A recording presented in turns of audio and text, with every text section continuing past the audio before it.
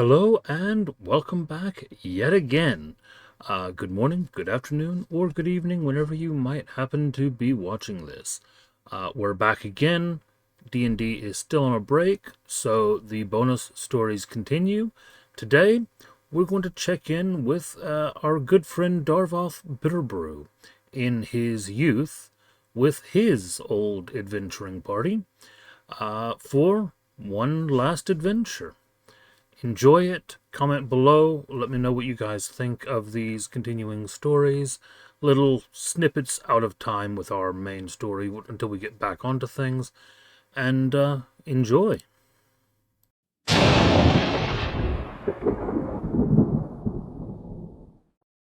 morning mist hangs heavy over the ancient stone ruins, vines snaking across the crumbling walls as though nature itself conspires to reclaim the place. The adventuring party stands at the threshold of a dark archway, the faint smell of mildew and decay wafting out. Darvoth Bitterbrew, a burly dwarf with a thick raven beard and the signature scar across his right cheek, tightens his grip on his double-bladed axe. The renowned fighter, famed for both his prowess in battle and his love for a strong drink, exchanges a nod with his companions. "All right, let's make this quick," Darvoth grumbles, his voice rough but tinged with humor. "The sooner we clear out these hungry bastards, the sooner we're back in Glimmergrove with tankards in hand." Beside him, Dugan Redhammer, a wiry dwarven rogue dressed in dark crimson leathers, smirks as he spins a dagger between his fingers. "Aye, but keep your eyes peeled.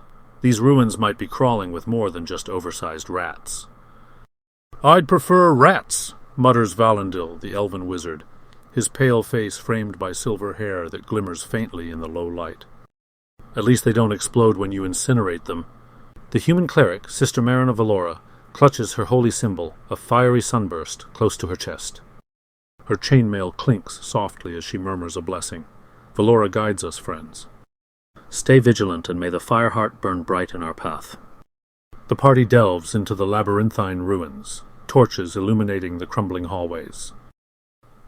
The infestation of creatures, small reptilian beasts with needle-sharp teeth and insatiable hunger, proves both relentless and dangerous. Yet Darvoth's axe cleaves through the swarming monsters with practiced ease, while Dugan's daggers flash like silver lightning in the dim light. Valandil's spells scorch the air with arcane fire, and Sister Marin's divine radiance heals wounds and keeps the group standing against the tide. Hours pass as they push deeper, clearing chamber after chamber.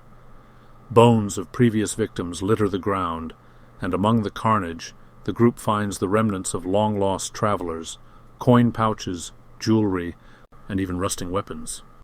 Darvoth kicks open a chest in one of the larger chambers, revealing a trove of gold coins and a small, intricately carved shield radiating faint magical energy.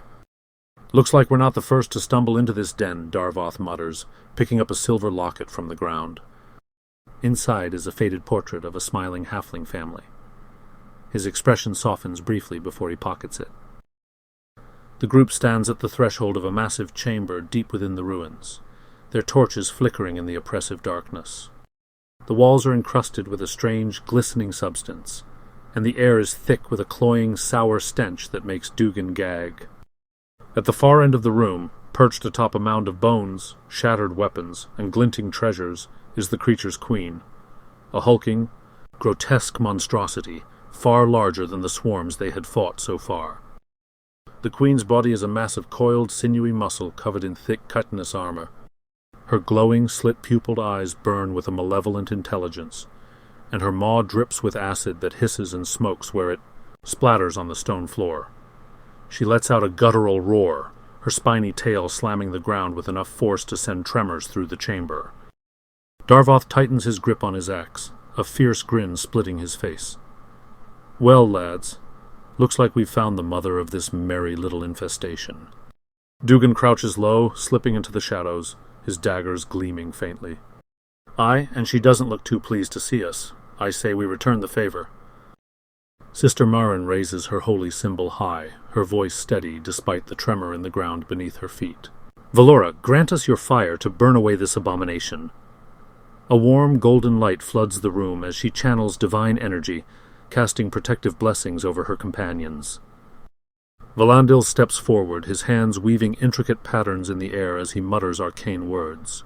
His staff glows with a cold blue light, and frost gathers at its tip. Be ready. This won't be an easy fight.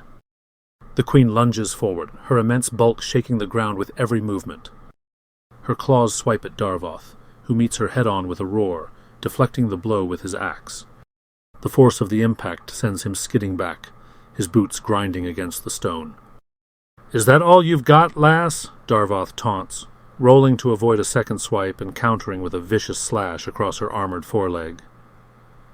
Sparks fly, but the axe barely leaves a scratch. From the shadows, Dogan darts in, his daggers finding the soft, unarmored flesh between the plates of the queen's underbelly. She screeches in pain and whips her tail, but Dugan is already gone, melting back into the darkness. "Keep her distracted," Valandil shouts, his voice ringing with authority. He thrusts his staff forward, releasing a bolt of ice that strikes the queen in the side, freezing a portion of her carapace. Frost spreads across her body, slowing her movement slightly, but the queen's roar reverberates through the chamber as she breaks, free with a shuddering shake. Sister Merrin steps forward, holding her symbol aloft. "By the Fireheart's light, be purged." A beam of radiant energy shoots from her hands, striking the queen in the chest. The holy light burns through her flesh, leaving a smoking wound, but it only seems to enrage her further.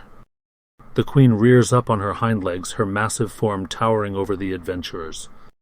Acid drips from her jaws as she prepares to unleash a devastating spray.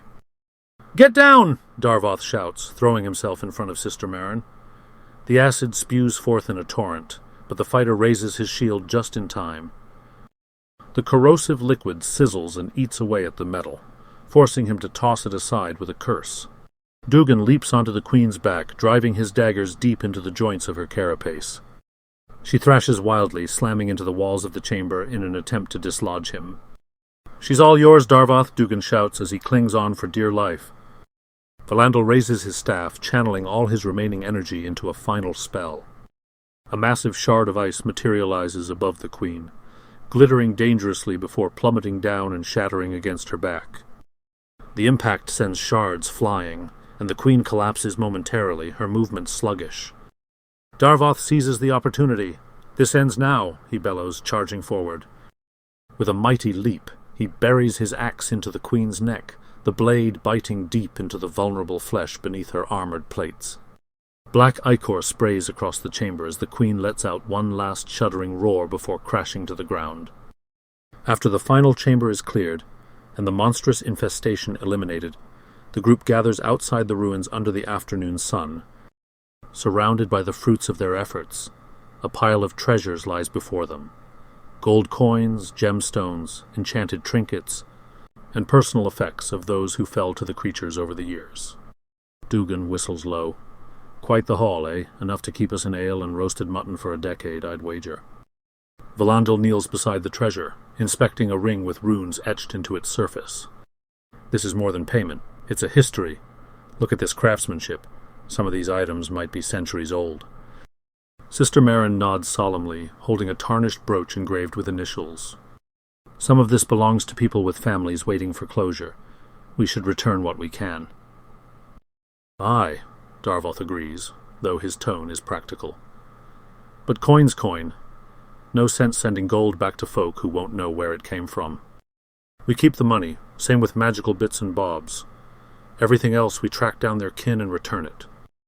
The others nod in agreement, dividing the spoils into what can be used, sold, and returned.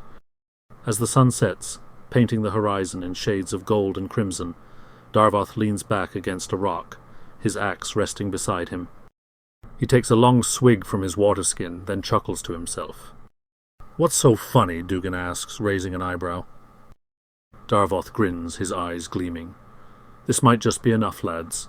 Enough for me to hang up the axe, buy a spot, and open that tavern I've been dreaming about. The Bitterbrew Inn has a nice ring to it, doesn't it?" The group laughs, though Sister Merrin's smile carries a hint of sadness. "You? Retire, I'll believe it when I see it." Darvoth waves her off. "Mark my words, I've bled and sweated enough for this life. Time for me to settle down and pour ale instead of spilling blood." As the party packs up and begins their journey back to Glimmergrove, the dream of the Bitterbrew Inn lingers in Darvoth's mind. It feels close now, tangible. One last job, one last victory, and the dwarf fighter can finally trade the clang of battle for the clink of mugs and the warm glow of a hearth. As the group reach the entrance to the cavern and set off into the woods, Darvoth glances back at the cavern entrance, seeing a pile of broken items left behind to make room for more loot. "The Bitterbrew Inn," he mumbles again, but then grins at the pile, seeing what lays atop it like a trophy of the group's celebration. An empty broken keg,